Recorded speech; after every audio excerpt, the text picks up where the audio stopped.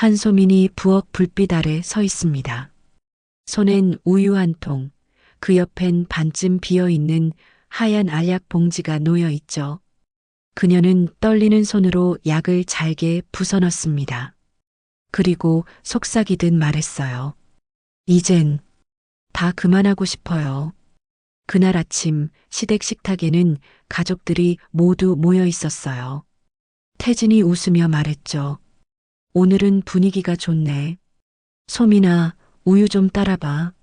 소민의 손이 미세하게 떨립니다. 잔에 우유가 따르자 고요한 집안의 딸랑 숟가락 떨어지는 소리가 울렸죠. 잠시 후 시어머니가 입을 막고 기침을 하더니 태진이 쓰러집니다. 순식간에 식탁은 아수라장이 되었어요. 소민은 식탁 앞에 서서 숨을 몰아쉬며 중얼거렸습니다. 이럴 생각은 아니었어요. 정말 아니었어요. 이 사건은 2017년 파키스탄의 말라와 독살 사건을 모티브로 작성했습니다. 억지로 맺어진 결혼, 그리고 그 속에서 터져버린 한 여자의 절망이 낳은 참사였죠. 하지만 그녀는 누군가를 죽이려 한 게 아니었습니다. 단지 단 하루만이라도 조용한 아침을 맞이하고 싶었던 거예요. 누군가에게는 평범한 하루가 누군가에겐 지옥일 수도 있습니다. 그리고 그 지옥에서 벗어나기 위해 사람은 얼마나 절박해질 수 있을까요? 이제부터 그날의 진실을 이야기합니다. 기차 창밖으로 논밭이 스쳐 지나갔습니다. 한소민은 짐가방을 꼭 끌어안은 채 앉아 있었어요. 새벽부터 아무 말 없이 눈만 깜빡이며 창문에 비친 자신의 얼굴을 바라봤죠. 피곤함보다 더 깊은 건 체념이었습니다. 서울에서 미용사로 일하던 그녀는 어느 날 갑자기 어머니의 전화 한 통으로 인생이 바뀌었습니다. 소민아, 그 집에서 내가 시집 오면 빚 다 갚아주신댄다. 그 말이 전부였어요. 어머니의 눈물 앞에서 소민은 도망칠 용기가 없었습니다. 결국 그녀는 알지도 못하는 남자의 아내가 되기로 했습니다. 도착한 곳은 경북 구미 근처의 오래된 저택이었습니다. 마당엔 낡은 소나무가 서 있었고 대문 앞엔 시어머니 김말순이 두 팔을 꼬고 서 있었죠. 서울서 살던 티가 나네. 손이 곱다 못해 일한 적이 없어 보여. 말투엔 이미 싸늘함이 배어 있었어요. 소민은 말없이 고개를 숙였습니다. 결혼식 준비는 모두 시댁이 알아서 했습니다. 드레스도 꽃도 반지도 그녀의 선택은 아니었죠. 결혼식 날 하객들 앞에서 소민은 흰 드레스를 입고 웃어야 했습니다. 하지만 그 미소 뒤엔 절망이 숨어 있었습니다. 남편 박태진은 주변 사람들에게 예의 바른 척 웃었지만 그 손끝은 차가웠어요. 이제부터 너는 우리 집 사람이야. 그 말이 쇠사슬처럼 들렸습니다. 밤이 되자 집안은 조용했습니다. 태진은 술에 취해 돌아와서는 신부에게 무심하게 말했어요. 내일 아침에 엄마한테 인사 제대로 드려. 시집 왔으면 이제부터는 며느리답게 굴어야지. 그 말에 소민은 대답도 하지 못하고 천장을 바라봤습니다. 결혼식 꽃다발 향이 방 안가득 퍼졌지만 그 향이 유난히 역겨웠어요. 그녀의 눈가에서 눈물이 흘렀습니다. 행복하려고 결혼한 게 아닌데 나는 지금 누구의 인생을 살고 있는 걸까? 결혼한 지 한 달. 한소민은 하루의 대부분을 부엌에서 보냈습니다. 새벽 4시면 일어나 시어머니 김말순의 밥상을 차리고 아침엔 빨래, 낮엔 청소, 저녁엔 설거지. 그녀가 앉을 시간은 없었습니다. 며느리가 집안일 하는 건 당연한 거야. 손주 낳을 생각은 안 하고 맨날 멍하니 서 있긴. 김말순의 말 한마디에 소민은 그저 고개를 끄덕였죠. 대꾸라도 하면 그날 저녁 밥상 분위기가 지옥이 되었으니까요. 남편 박태진은 결혼 전과 달랐습니다. 밖에서는 사람 좋은 미소로 인사했지만 집에만 들어오면 말이 거칠어졌습니다. 밥이 이게 뭐야? 간도 못 맞추냐? 그가 던진 숟가락이 밥그릇을 쳤습니다. 쨍 하고 부서지는 소리에 소민의 손이 덜덜 떨렸습니다. 밤마다 술에 취한 태진은 늦게 들어왔습니다. 도시 남자랑 연락하지? 휴대폰 내놔. 소민은 억울했지만 변명할 힘조차 없었습니다. 휴대폰은 이미 태진의 통제 아래 있었으니까요. 창문 밖엔 달빛이 흘렀습니다. 소민은 이불 속에서 몰래 울었습니다. 결혼 전 서울의 미용실에서 고객과 웃으며 이야기하던 자신이 떠올랐죠. 그때는 웃는 게 당연했는데 이제는 웃는 법조차 잊어버린 것 같았습니다. 도대체 내가 뭘 잘못한 걸까? 그녀는 속삭이며 손을 꼭 쥐었습니다. 자신이 아닌 누군가의 인생을 대신 사는 듯한 답답함, 그게 매일 가슴을 짓눌렀습니다. 그날 밤 소민은 처음으로 도망치고 싶다는 생각을 했습니다. 하지만 이 집의 담장은 생각보다 높고 두꺼웠습니다. 아니, 어쩌면 담장이 아니라 사람들이 쌓아놓은 체면이 그녀를 가두고 있었는지도 몰랐죠. 그날도 아침부터 시어머니의 잔소리가 이어졌습니다. 이불은 왜 아직 안 말렸어? 요즘 며느리들은 다 게을러. 한소민은 말없이 마당으로 나가 젖은 이불을 들었습니다. 손끝이 얼얼했지만 참았어요. 말 한마디라도 하면 더 큰 폭풍이 몰아칠 걸 알았으니까요. 점심 무렵 시동생 박경수까지 거실로 들어왔습니다. 형수님, 저녁엔 반찬 좀 제대로 해주세요. 지난번엔 짰어요. 그 말에 시어머니는 혀를 찼습니다. 그니까 내가 뭘 했어.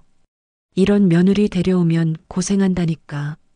소민은 대답하지 않고 조용히 부엌으로 들어갔죠. 손에 쥔 칼끝이 덜덜 떨렸습니다. 이 사람들은 나를 사람으로 보지 않나? 마음속에서 무언가 서서히 부서져 갔습니다. 그날 밤 태진은 친구들과 술을 마시고 새벽에 들어왔습니다. 너 왜 그렇게 말이 없냐? 혹시 나한테 불만 있어? 그의 목소리엔 취기가 섞여 있었어요. 소민은 조용히 고개를 저었습니다. 하지만 그 순간 태진은 벽을 쾅 치며 소리쳤죠. 대답을 하라고. 공포에 질린 그녀는 입술을 깨물며 속삭였습니다. 그냥 피곤해서요.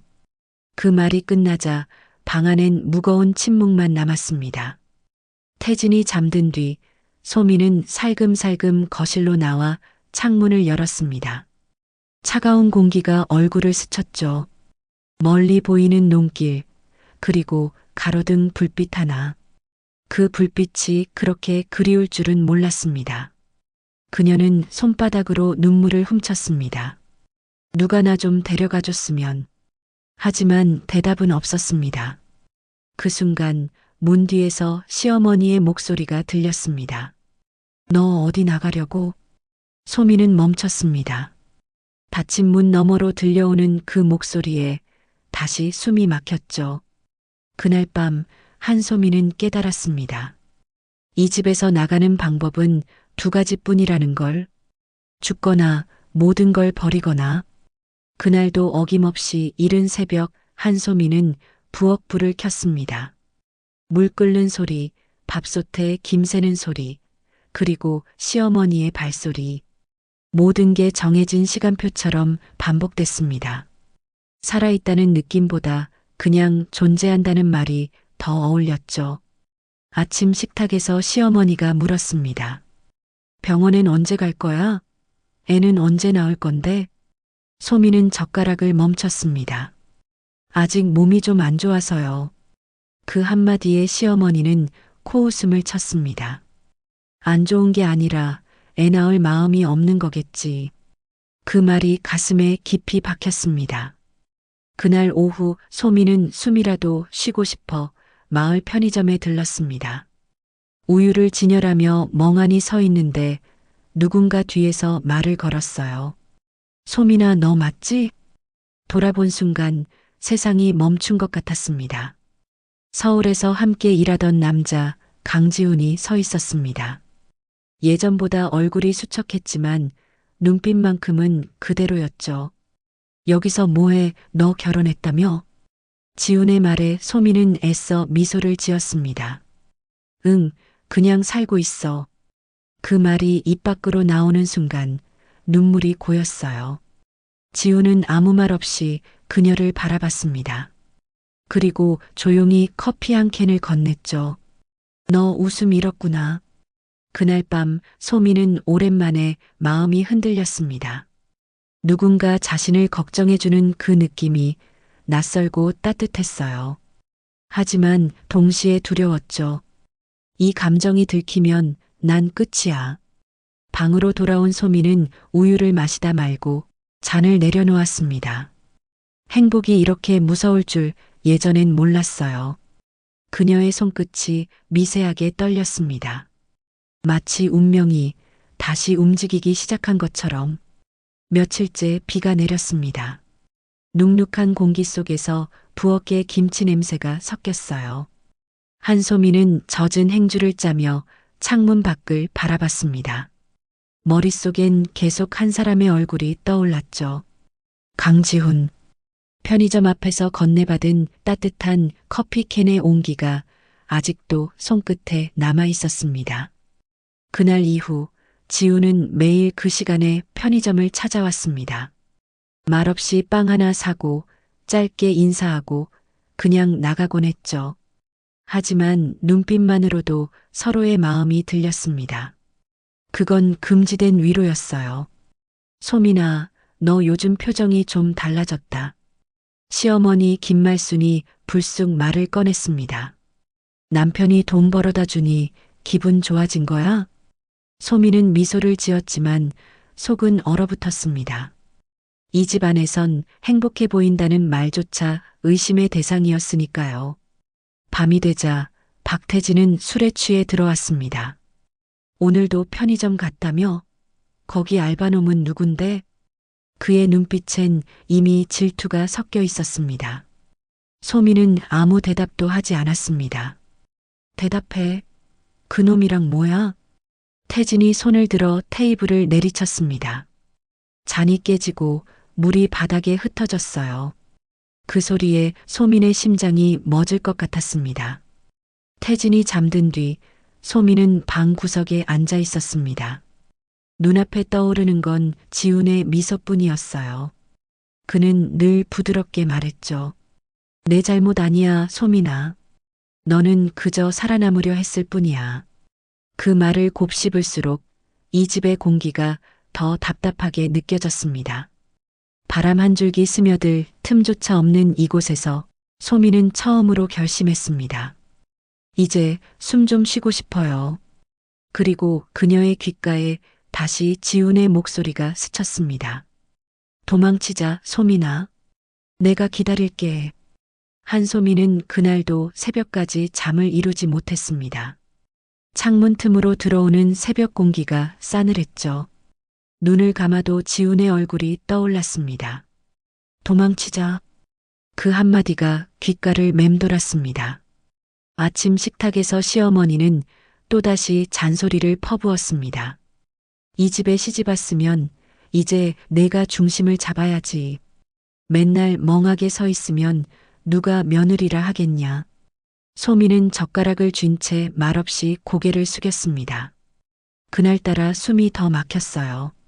점심 무렵 태진은 마을 사람들과 술자리를 가지며 소문을 흘렸습니다.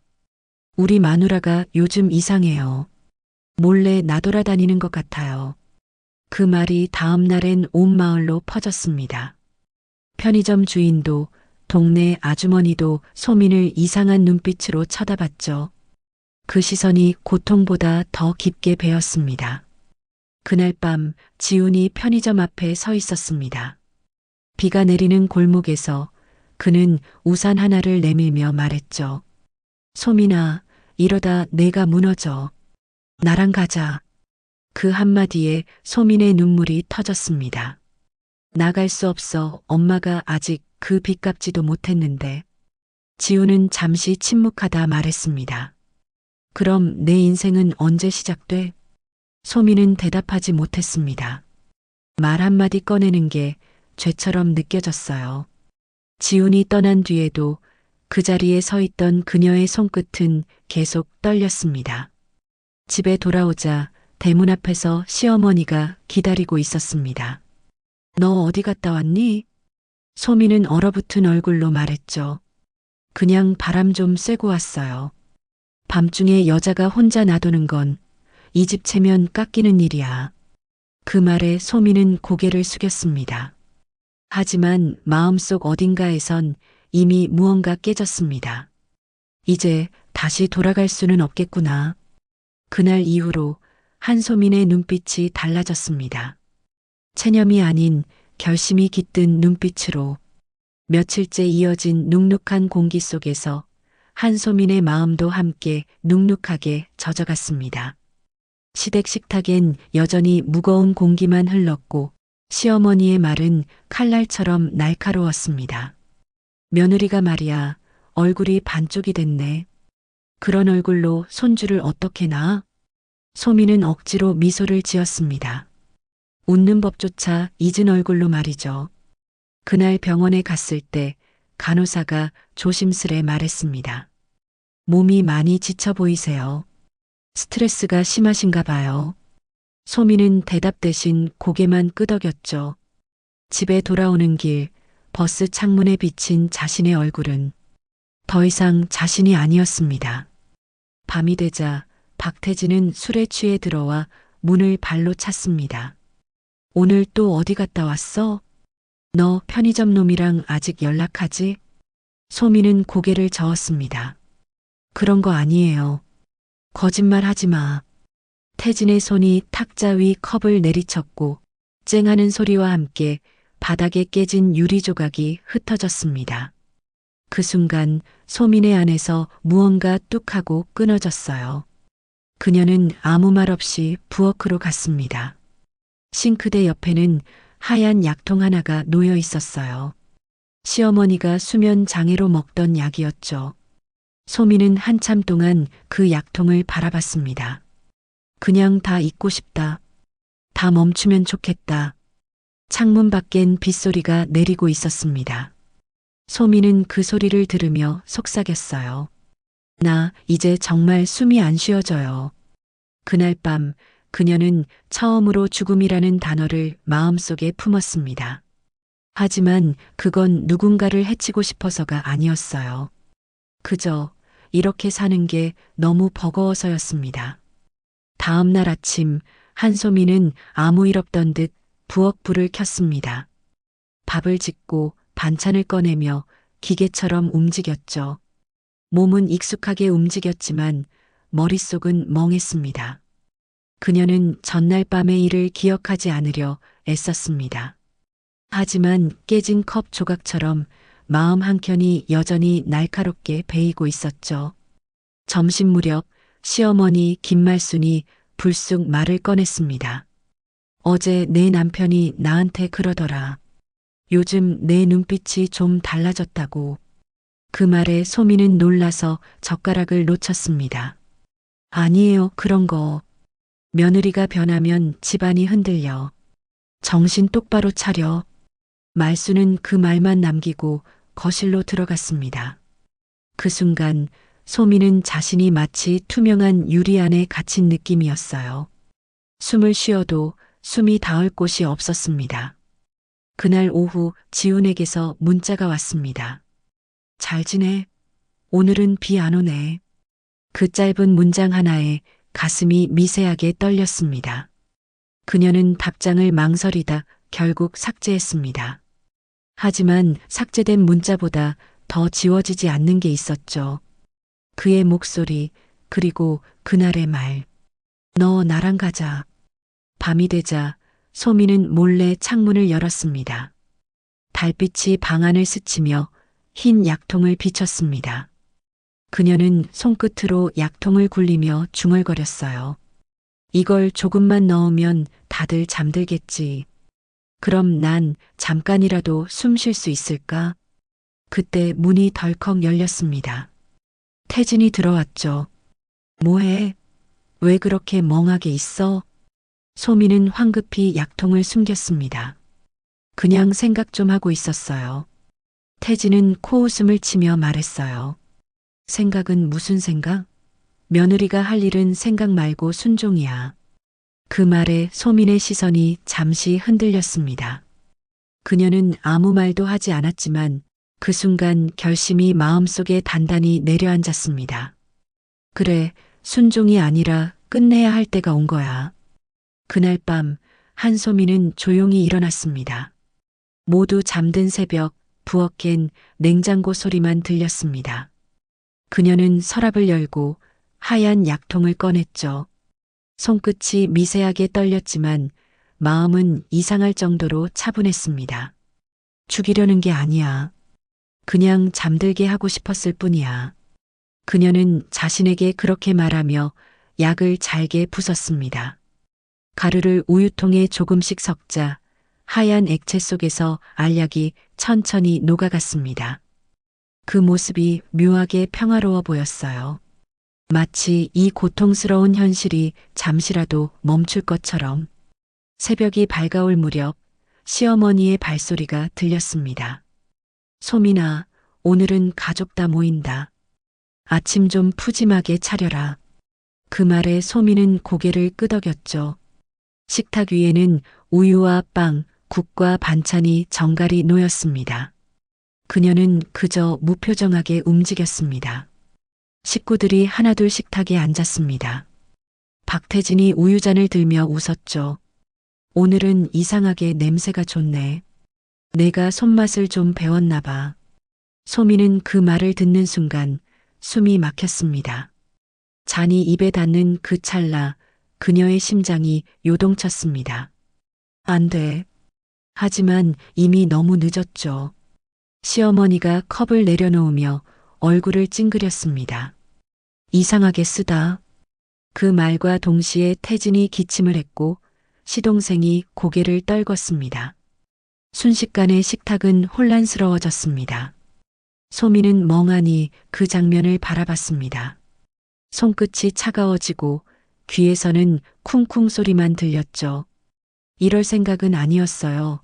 정말 아니었어요. 그녀는 부엌 한가운데에서 중얼거렸습니다. 눈앞의 모든 것이 느리게 움직였고 시간은 멈춘 듯 했습니다. 그날 아침 소민의 세상도 함께 멈췄습니다. 그녀가 바랐던 건 단지 조용한 하루였는데 그 하루는 너무나 조용하게 모든 걸 뒤흔들어 버렸습니다. 식탁 위엔 엎질러진 우유와 흩어진 밥그릇이 뒤엉켜 있었습니다. 시어머니 김말수는 입을 틀어막고 헛구역질을 했고 박태진은 바닥에 쓰러져 신음했습니다. 시동생 경수도 의자에 기대어 숨을 몰아쉬었죠. 한소민은 그 한가운데 서서 아무것도 하지 못했습니다. 이럴 생각은 아니었어요. 입안에서 새어나온 그 말은 공기처럼 허무하게 흩어졌습니다. 잠시 후 마을 사람들이 소리를 듣고 몰려왔습니다. 누군가 급히 119에 신고했고 사이렌 소리가 가까워질수록 소민의 얼굴은 점점 창백해졌습니다. 구급대원이 들어와 무슨 일이죠? 묻자 그녀는 그제야 손에 쥔 잔을 내려놓으며 떨리는 목소리로 말했습니다. 그냥 아침을 먹었는데 다들 갑자기. 말끝이 흐려졌습니다. 병원 응급실. 태진은 팔에 링거를 꽂은 채 의식을 잃었고 시어머니와 경수도 각각 다른 병상에 누워 있었습니다. 의사는 피로에 약물 반응이 섞여 있다고 했습니다. 수면제 성분이네요. 양이 조금만 더 많았어도 위험했을 겁니다. 그 말을 듣는 순간 소민의 다리가 풀렸습니다. 진짜 죽을 뻔했어. 내가 이 사람들을. 그때 경찰이 병실로 들어왔습니다. 혹시 음식에 약 넣은 분이 있습니까? 소민의 심장이 쿵 내려앉았습니다. 하지만 그 누구도 대답하지 않았습니다. 태진이 천천히 눈을 뜨며 그녀를 노려봤습니다. 너 내가 그랬지? 그 시선에 소민은 숨이 막혔습니다.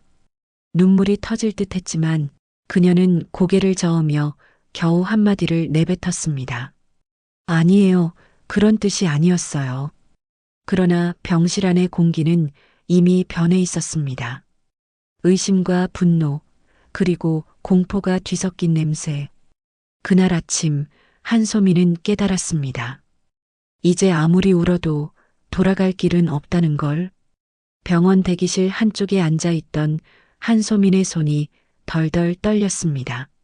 하얀 형광등 불빛 아래에서 그녀의 얼굴은 종이처럼 하얗게 질려 있었죠. 의사가 다가와 조심스럽게 말했습니다. 다행히 모두 회복 중이에요. 약물량이 많지 않아서요. 그 말을 듣는 순간 소민의 눈가가 흔들렸습니다. 안도의 숨을 내쉬었지만 동시에 죄책감이 몰려왔습니다. 그때 병실 문이 열리며 박태진이 천천히 걸어 나왔습니다. 수척한 얼굴로 그녀를 바라보며 낮게 말했죠. 너야 내가 그런 짓 했지. 소민은 고개를 저었습니다. 정말 아니에요. 약 넣을 생각은. 거짓말하지 마. 내가 너를 몰라. 너 요즘 눈빛이 달랐어. 그의 목소리가 점점 거칠어졌습니다. 소민은 도망치듯 복도로 나왔지만 태진의 시선이 등을 파고드는 느낌을 지울 수 없었습니다. 다음 날 경찰이 다시 찾아왔습니다. 식탁 위 우유에서 수면제 성분이 검출됐습니다. 누가 보관하고 있었는지 확인해야 합니다. 소민은 입술을 깨물었습니다. 그 약통은 분명 자신이 손댔던 바로 그거였죠. 시어머니가 잠들기 위해 먹던 약이었는데 지금은 증거처럼 자신의 목을 죄고 있었습니다. 마을 사람들은 이미 소문을 내기 시작했습니다. 며느리가 시댁 식구들 약 탄 거 아니래? 조용하던 여자가 그런 일 벌였다니까 더 무섭지. 편의점 주인도 세탁소 아주머니도 그녀를 피했습니다. 길을 걸을 때마다 시선이 따라붙었죠. 그 시선이 칼처럼 등을 찔렀습니다. 밤이 되자 소민은 방 안에 홀로 앉아 있었습니다. 창문 밖에서 풀벌레가 울었고 멀리서 개 짖는 소리가 들렸습니다. 그 소리들이 이상하게도 자신을 조롱하는 듯 들렸죠. 내가 정말 괴물이 된 걸까? 그녀는 손으로 얼굴을 감싸며 중얼거렸습니다. 난 그냥 잠들게 하고 싶었을 뿐이야. 하지만 아무리 되뇌어도 세상은 이미 등을 돌리고 있었습니다. 그녀를 향한 의심의 그림자는 이제 어디에도 피할 수 없을 만큼 짙게 드리워져 있었습니다. 며칠 후 경찰 조사가 본격적으로 시작됐습니다. 마을 파출소 안 차가운 책상 앞에 앉은 한소민은 손을 모은 채 고개를 숙이고 있었습니다. 정확히 말씀해 주세요. 수면제가 들어간 우유 누가 준비했습니까? 형사의 목소리가 단호하게 울렸죠. 소민은 한참 동안 아무 말도 하지 못했습니다. 입술을 깨물다 겨우 한마디를 내뱉었습니다. 제가 부엌에 있었어요. 하지만 그건 그런 의도가 아니었어요. 그녀의 목소리는 떨렸고 눈가엔 눈물이 고였습니다. 형사는 잠시 메모를 멈추며 물었죠. 의도가 아니었다면 왜 약이 섞였을까요? 그냥 너무 시끄러워서요. 다들 하룻밤만 조용히 자면 좋겠다고 생각했어요. 그녀의 말에 방 안의 공기가 무겁게 가라앉았습니다. 조사가 끝나자 마을엔 소문이 순식간에 퍼졌습니다. 며느리가 가족을 재우려다 죽일 뻔했다더라. 누구도 그녀의 말을 믿어주지 않았습니다. 병실에 있던 시어머니 김말순조차 고개를 저으며 말했죠. 그 여자는 원래 좀 이상했어. 웃지도 않고 뭘 생각하는지 모르겠더라니까. 그 말은 마을 사람들의 입을 타고 더 왜곡되어 퍼졌습니다. 밤늦게 집으로 돌아온 소민은 문 앞에서 한참을 서 있었습니다. 문틈으로 새어나오는 불빛, 그 안에는 태진의 그림자가 서 있었죠. 그는 술에 취해 있었습니다. 이제 다 끝났어. 사람들은 다 알아. 넌 내 인생을 망쳤어, 소민아. 그의 말 한마디 한마디가 칼처럼 가슴을 베었습니다. 소미는 눈을 감고 한 발짝 뒤로 물러섰습니다. 그래요, 나도 알아요. 이미 끝났다는 거. 그녀는 그 말을 남기고 조용히 문을 닫았습니다. 그 소리가 이상하리만큼 단단하게 울렸죠. 그날 밤 한소미는 처음으로 진심으로 기도했습니다.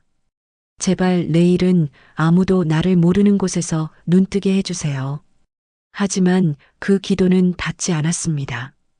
그녀를 향한 세상의 시선은 이미 완전히 돌아서 있었으니까요. 아침 햇살이 커튼 사이로 스며들었지만 집안의 공기는 싸늘했습니다. 한소미는 작은 가방 하나를 들고 거실을 지나가려 했습니다. 그때 시어머니 김말순이 문 앞을 막아섰죠. 이제 나가겠다는 거야? 그녀의 눈빛은 차가웠습니다. 소미는 조용히 대답했습니다. 잠깐 엄마 집에 다녀오려고요. 다녀오긴 어딜 다녀와. 내가 집안 망신 다 시켜놓고. 말순의 목소리가 높아졌습니다. 이제 와서 얼굴 들고 다닐 낯이 있어? 그때 박태진이 거실로 나왔습니다. 수척한 얼굴로 담배를 물고 서 있던 그는 소민을 보자마자 비웃듯 말했죠. 가면 가지 마. 그냥 나가. 이제 너 같은 여자는 필요 없어. 그 말에 소민은 고개를 들지 못했습니다. 그저 짐가방을 더 꼭 끌어안았죠. 그래, 나갈게요. 그녀의 목소리는 낮고 단단했습니다. 시어머니가 더 말하려 했지만 소민은 문을 열고 그대로 밖으로 나섰습니다. 문이 닫히자 그 소리가 이상하게 크게 울렸습니다. 마당의 공기가 한순간에 달라졌죠. 햇빛이 눈부셨지만 그 빛조차 낯설게 느껴졌습니다. 버스 정류장에 앉아있던 소민은 손끝으로 휴대폰을 만지작거렸습니다. 화면 속에는 지훈의 마지막 문자가 남아 있었죠. 도망치자, 내가 기다릴게. 그 문장을 읽으며 소민은 처음으로 자신이 진짜 도망친 사람이라는 걸 깨달았습니다. 버스가 도착하자 그녀는 조용히 탑승했습니다. 창밖으로 마을이 점점 멀어졌고 그와 함께 지난 몇 달의 기억도 흐릿해졌습니다. 시어머니의 잔소리, 태진의 냉소, 그리고 냄비 속에서 피어오르던 그 하얀 김까지 눈을 감자 마음속에 단 한 문장만 떠올랐습니다. 이제부터라도 나라는 이름으로 살고 싶어요. 그날 한소미는 모든 걸 버리고 떠났습니다. 남편도 시댁도 과거의 자신마저도 남은 건 낯선 도시로 향하는 버스 소리뿐이었습니다. 서울 터미널에 도착했을 때 한소미는 한참을 그대로 서 있었습니다. 사람들이 오가며 부딪히고 짐이 굴러다니는 소리, 버스 경적음까지 그 모든 소음이 낯설었지만 이상하게 따뜻했습니다. 이게 살아있는 소리구나. 그녀는 속으로 중얼거렸습니다. 그날 밤 소미는 오래전 일하던 미용실 근처의 고시원에 방을 얻었습니다. 좁고 답답한 방이었지만 누구의 잔소리도 들리지 않았고 자기 손으로 끓인 라면 냄새가 그렇게 고마울 수 없었습니다. 며칠 후 소미는 다시 미용실에 찾아갔습니다. 예전 사장님이 놀란 얼굴로 물었죠. 소민아, 너 어디 갔다 온 거야? 소미는 미소를 지었습니다. 그냥 조금 멀리 다녀왔어요. 그 대답 속엔 수많은 이야기가 숨어 있었지만 더는 설명하고 싶지 않았습니다. 일을 다시 시작하자 손끝이 익숙하게 움직였습니다. 가위를 들고 머리카락을 자를 때마다 묵은 공기가 조금씩 흩어지는 느낌이었죠. 퇴근 후엔 작은 미용 도구들을 닦으며 혼잣말을 했습니다. 이제야 숨쉬는 법을 다시 배우는 것 같아. 밤이면 종종 꿈을 꿨습니다. 시어머니의 목소리, 박태진의 차가운 눈빛, 그리고 우유잔을 쏟던 그날의 아침. 하지만 꿈에서 깨어날 때마다 그녀는 스스로를 다독였죠. 괜찮아. 이건 그냥 과거야. 며칠 뒤 낯선 번호로 전화가 걸려왔습니다. 소민아, 나야. 지훈이. 순간 숨이 멎었습니다. 괜찮아? 어디야? 내가 떠난 뒤 매일 생각했어. 그 목소리 속엔 진심이 담겨 있었지만 소민은 조용히 대답했습니다. 지훈아, 이제 나 혼자 살아볼래. 그녀는 전화를 끊고 창밖을 바라봤습니다. 가로등 불빛이 반짝였고 봄비가 살짝 내렸습니다. 그 순간 그녀는 확신했습니다. 이제 더는 누군가의 그림자에 갇히지 않겠다고. 한소민은 조용히 속삭였습니다. 이제부터는 내 인생을 내가 결정해. 한 달이 흘렀습니다. 봄바람이 불어오던 오후 한소민은 미용실 유리문을 닫고 있었습니다. 무늬 간판엔 새로 붙인 글자가 반짝였죠. 새벽 미용실. 그녀가 직접 붙인 이름이었습니다. 새벽처럼 다시 시작하겠다는 뜻이 담겨 있었죠. 단골이 하나둘 늘어나면서 손님들은 소민의 부드러운 손끝과 조용한 미소를 좋아했습니다. 선생님, 손이 참 따뜻하네요. 그 말에 소민은 조용히 웃었습니다. 예전엔 제 손이 늘 떨렸거든요. 이젠 조금씩 괜찮아지고 있어요. 퇴근 무렵 낯선 여자가 미용실 문을 열고 들어왔습니다. 어디선가 많이 본 얼굴이었죠. 그녀는 머리를 내리며 말했습니다. 구미 쪽에서 왔어요. 예전에 당신 얘기 들었어요. 소민의 심장이 잠시 멈췄습니다. 그 여자는 이웃이었던 아주머니였습니다. 그때는 다들 오해했어요. 지금은 소문이 많이 바뀌었어요. 사람들이 그러더라고요. 그 여자는 나쁜 여자가 아니라 지옥에서 도망친 용감한 여자였다고. 그 말을 들은 소민의 눈가가 붉어졌습니다. 하지만 그녀는 눈물을 참으며 웃었습니다. 고마워요. 정말 그 말 듣고 싶었어요. 밤이 되어 문을 닫고 나오는데 휴대폰으로 문자 한 통이 도착했습니다. 엄마, 이제 괜찮아.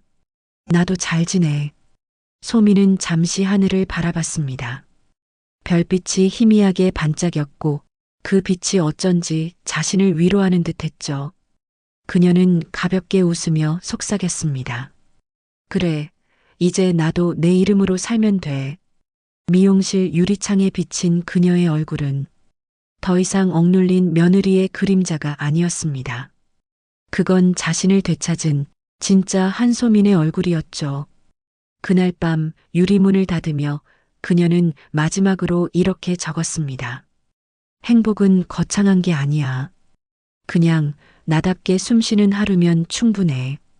봄이 끝나갈 무렵 한소민의 미용실은 조금씩 자리를 잡아가고 있었습니다. 아침이면 동네 아주머니들이 머리를 손질하러 찾아왔고 저녁이면 따뜻한 조명 아래에서 혼자 차를 마시는 게 일상이 되었죠. 이제 그녀의 얼굴엔 예전의 두려움 대신 잔잔한 평온이 깃들어 있었습니다. 그날 오후 문이 열리며 낯선 남자가 들어왔습니다. 정장 차림에 낯익은 눈빛. 순간 소민의 심장이 덜컥 내려앉았죠. 그는 바로 박태진이었습니다. 잘 지냈어? 그의 말투는 여전히 건조했습니다. 소민은 잠시 침묵하다 조용히 대답했죠. 여긴 제 가게예요. 손님 아니시면 나가주세요. 태진은 피식 웃었습니다. 이제 좀 강해졌네. 근데 나 용서받고 싶어서 온 건 아니야. 그럼 왜 왔어요? 엄마가 많이 아파. 너한테 전하고 싶다더라. 그때 우리가 너무 몰랐다고. 소민은 아무 말도 하지 못했습니다. 가슴 깊은 곳에서 오래된 기억이 되살아났지만 그건 더 이상 그녀를 흔들지 않았습니다. 이제 와서 그런 말 아무 의미 없어요. 그녀의 목소리는 단단했죠. 태진은 잠시 그녀를 바라보다가 낮게 한숨을 내쉬었습니다. 그래, 넌 이제 나보다 훨씬 멀리 와버렸구나. 그는 미용실 문을 닫고 천천히 걸어 나갔습니다. 바람이 불어와 커튼이 살짝 흔들렸습니다. 소민은 그 자리에 그대로 서 있었습니다. 그의 발소리가 멀어질수록 가슴속에 묵혀있던 미움이 조금씩 사라지는 걸 느꼈죠. 그녀는 의자에 앉아 거울을 바라봤습니다. 거울 속의 얼굴은 더 이상 두려움에 갇힌 여자가 아니었습니다. 그녀는 조용히 속삭였습니다. 그래, 이제 진짜 끝났어. 이제부터는 나를 위해 산다. 유리문 밖에는 저녁 햇살이 부드럽게 번지고 있었습니다. 그 빛이 그녀의 얼굴을 따뜻하게 감싸며 오래 묶여있던 진한 그림자들을 천천히 녹여내리고 있었죠. 며칠 뒤 한소미는 낯선 전화를 받았습니다. 전화기 너머에서 들려온 목소리는 약하고 떨렸습니다. 소민아, 나야, 어머니야. 그녀는 한동안 아무 말도 할 수 없었습니다. 그 목소리는 분명 시어머니 김말순이었죠. 너무 늦게 미안하다는 말 하려니까 부끄럽구나. 그때 널 너무 몰아붙였어. 잠시 정적이 흘렀습니다. 소민의 눈가에 천천히 눈물이 맺혔습니다. 저도 잘못했어요. 그땐 그냥 다 무너져버리고 싶었어요. 말수는 숨을 고르며 낮게 웃었습니다. 그래도 이렇게 살아있어줘서 고맙다. 내가 그때 그 집을 나간 게 어쩌면 다행이었는지도 몰라. 통화가 끊긴 뒤 소미는 한참 동안 휴대폰을 쥔 채 서 있었습니다. 바깥에는 봄비가 부드럽게 내리고 있었고 유리문을 타고 떨어지는 빗줄기가 마치 오래된 기억을 씻어내리는 듯했죠. 그날 저녁 박태진이 다시 찾아왔습니다. 비에 젖은 셔츠를 쥔 채 조심스럽게 들어왔죠. 엄마 상태가 많이 안 좋아. 근데 이상하지? 그 사람은 마지막까지 내 걱정만 해. 소미는 조용히 고개를 숙였습니다. 그분은 늘 그렇게 살았어요. 사랑받지 못해서 결국 사랑을 주는 방법도 몰랐던 거죠. 태진은 그 말을 듣고 잠시 말을 잃었습니다. 그리고 작게, 정말 작게 중얼거렸습니다. 너무 늦었지만 미안하다. 소미는 미소를 지었지만 그 미소는 슬프지 않았습니다. 이제 됐어요. 우린 서로에게 상처였지만 이제는 그 상처가 흉터가 되어버렸어요. 다만 다시 피만 흐르지 않게 지키면 돼요. 태진은 고개를 끄덕였습니다. 그의 눈가에도 눈물이 맺혔습니다. 그래, 넌 결국 나보다 훨씬 강한 사람이었어. 그 말에 소미는 조용히 대답했죠. 강한 게 아니라 끝까지 살아남은 거예요. 그날 밤 소미는 미용실 불을 끄고 창밖을 바라봤습니다. 빗소리 속에서 들려오는 자신의 심장 소리가 묘하게 평화로웠습니다. 이제 그녀는 알았습니다. 진짜 용서란 누군가를 위해 하는 게 아니라 자신이 다시 살아가기 위해 하는 거라는 걸. 며칠 후 한소미는 작은 꽃다발을 들고 구미로 향했습니다. 기차 창밖으로 흘러가는 들판은 여전히 그날의 풍경 그대로였죠. 다만 달라진 건 그 풍경을 바라보는 그녀의 마음이었습니다. 병실 문을 열자 시어머니 김말순이 창가에 기대 앉아 있었습니다. 머리가 많이 휘어졌지만 눈빛만은 여전했죠. 왔구나, 소민아. 그 한마디에 모든 감정이 무너졌습니다. 소민은 자리 옆에 앉아 조용히 꽃을 내려놓았어요.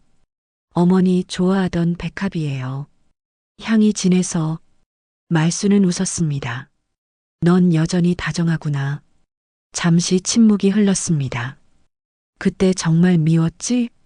소미는 고개를 저었습니다. 아니요. 미움보다 슬펐어요. 어떻게 이렇게까지 서로를 몰라야 하나, 그게 더 아팠어요. 말수는 천천히 그녀의 손을 잡았습니다. 이제는 조금 알 것 같아. 사람은 미워할 힘보다 용서할 용기가 더 어렵더라.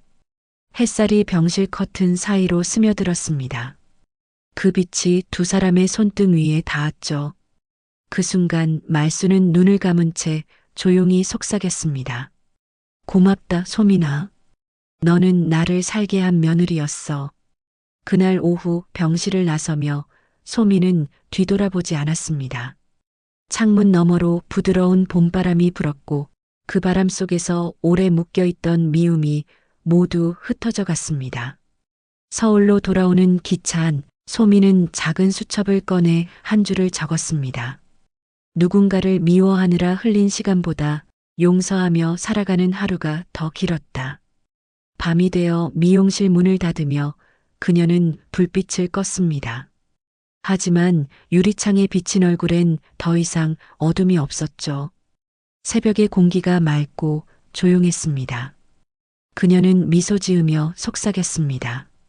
그래, 이제 진짜 새벽이네.